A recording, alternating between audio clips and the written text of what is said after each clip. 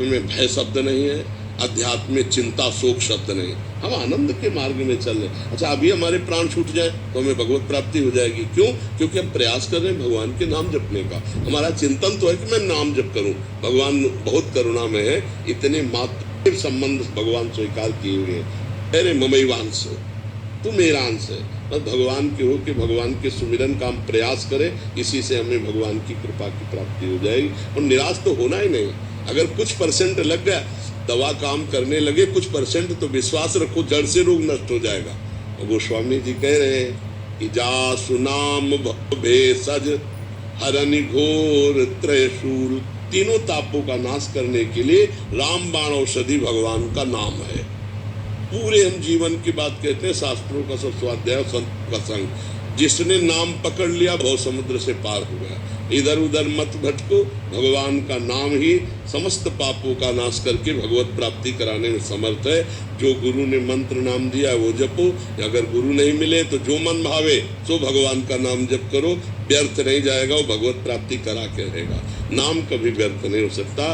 अविनाशी सच्चिदानंद भगवान का नाम भगवान की प्राप्ति। जितने सिद्ध संत हुए सब जप से हुए, भगवान के चिंतन से हुए। चाहे प्रणव नाम जप करो तो भगवान का है, चाहे रामकृष्ण हरि जपो, राधा जपो, सब भगवान के नाम है। श्री विष्णुधर मिश्रा जी। राधे राधे महाराज। राधे राधे महाराज जी। महाराज जी, संन्यास लेते समय आपको ईश्वरीय प्रसाद की अनुभूति का इतना प्रबल विश्वास कैसे था कि जिसने को संन्यास के इस सिद्ध द्वार तक पहुंचा दिया? मतलब पता नहीं क्या था, बच्चा थे ना, जब हम स्कूल से आते और वो बस्ता ऐसे टांग पे, तो अम्मा और पिताजी सबके ध्यान की तरफ वृत्ति आती है, लगता सब मरेंगे, एक दिन सब छोड़ेंगे। तो सत्य क्या है? मतलब कहीं ना कहीं पूर्व जन्म का कोई बीज था जो सत्य के लिए हमें प्रेरित करता। सत्य क्या है? फिर कौन साथी है मेरा? आखिरकार मरना ही है, तो फिर सत्य क्या है? खोज करते मन में, क्या सत्य है, क्या सत्य है। तो रोज शाम के हमारे जो शरीर के बड़े भाई थे वो भागवत सुनाते थे, आधा घंटे पूरा ऐसे परिवार बैठता था।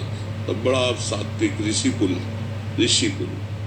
मतलब मोहल्ले में प्याज लहसुन भी नहीं आता होगा, ऐसा सात्विक।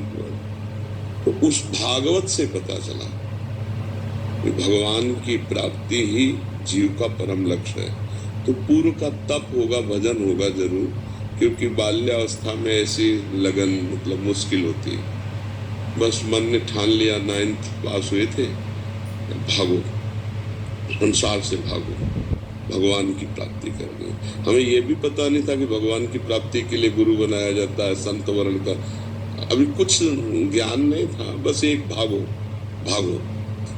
भाग करके एक नंदेश्वर शंकर जी का धाम है, वहां रुके। वहीं से दृढ़ विश्वास विश्वनाथ जी भगवान शंकर ने करा दिया। अब आज जीवन घर नहीं जाना और मुझे भगवान की प्राप्ति करनी है। बस सब संयोग बनते चले गए, सदगुरु मिला, बस कहीं अटकने नहीं दिया, कहीं फंसने नहीं दिया। अच्छा, ऐसा जीवन रहा कि कभी पूरे जीवन में वृंदावन के सिवा हमें कभी रसोई से भोजन नहीं मिला कि हम ऐसे बैठे हैं, हमें कोई पवा रहा है, कभी जिंदगी में नहीं। या शंकर जी का मंदिर खंडहर, ऐसे घर गृहस्थी में कभी एक रात भी पूरे जीवन में, जवानी पूरी निकल गई, हमारा स्वभाव ऐसे था, ऐसे ही बात करना। अगर भिक्षा आदि के लिए नहीं, कभी किसी से संपर्क नहीं, कोई संपर्क, पूरा जीवन। अब यहाँ 10-12 वर्ष से भगवान ने सेवा दे दी है, तो जैसे वो चला हुए उनके हाथ में है। कर तुम अकर तुम अन्यथा कर तुम, ये पूरा जीवन भगवान के द्वारा ही चलाया गया। हमें तो कहीं कुछ नहीं दिखाई दे रहा, इसमें हम कहीं हैं। बचपन में जब हमें ज्ञान नहीं था तब वैराग्य दिला दिया, बड़ा कठोर कष्ट में जीवन निपटाते, तो इसमें केवल भगवान को देखा है। हम कहीं मैं नहीं रहा, क्योंकि ना हमें इतना ज्ञान था, ना हमारा कोई साथी था, ना हमारा कोई लक्ष्य बना।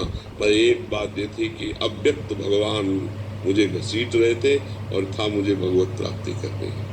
ये मुझे सिखाया पढ़ाया ज्ञान नहीं है, ये केवल भगवान के द्वारा प्रेरित किया हुआ, उन्हीं के द्वारा।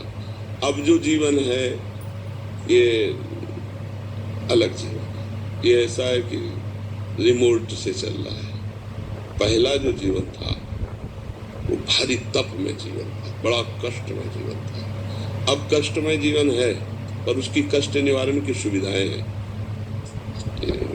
दर्द है तो दवा मिल जाती है, डायलिसिस हो रहा है। जो पहले सर्दी गर्मी बरसात भूख प्यास गाली अपमान, कोई उसके लिए सब कुछ सहना, पर हर समय हमारे साथ भगवान रहे हमको बोध रहा है।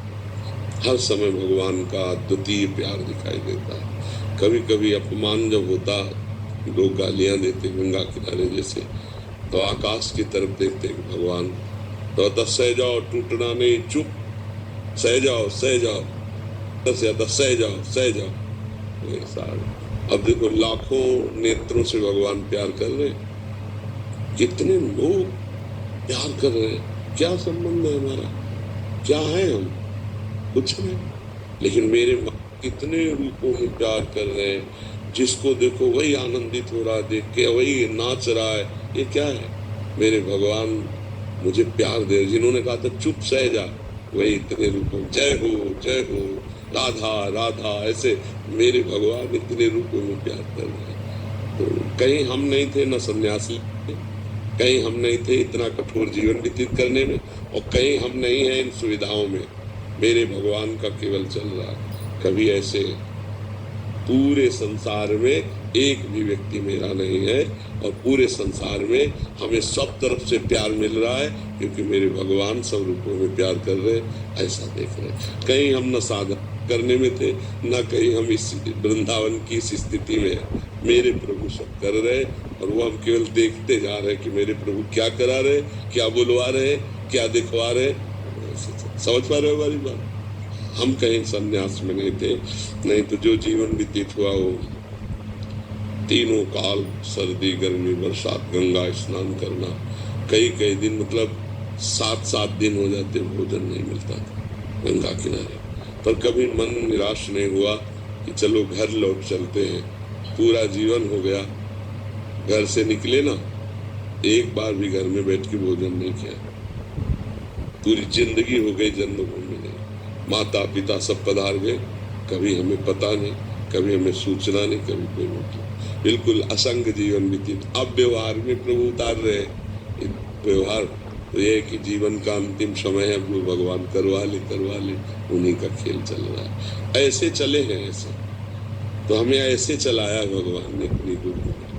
कोई हमारा शिक्षक मित्र कभी नहीं, दूर से, जैसे कहीं संत वचन हो रहे तो हम बहुत अलर्ट, सावधान, दूर से सुना है, 100 हाथ दूर से, मतलब की बात जो मिली पकड़ लिया, खत्म। हम कभी किसी से संपर्क नहीं रखा, कभी किसी का नहीं, दूर से सुना। और जिस आश्रम में रुके